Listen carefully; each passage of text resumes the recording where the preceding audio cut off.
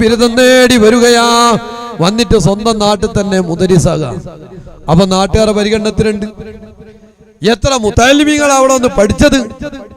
ആ പഠിപ്പിക്കുന്ന കാലം 10ഓളം വർഷം അവിടെ ദർസ് നടത്തിയിട്ടുണ്ട്.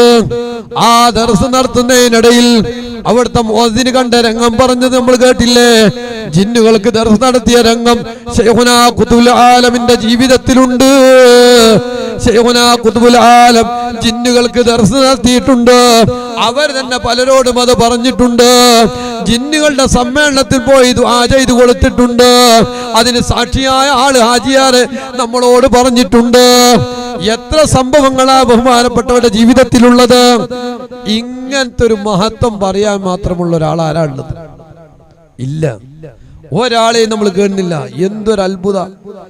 ഇത് മാത്രമാണോ? ഒരു കാര്യം ചെന്നങ്ങ് പറഞ്ഞാൽ അത് വേണ്ട.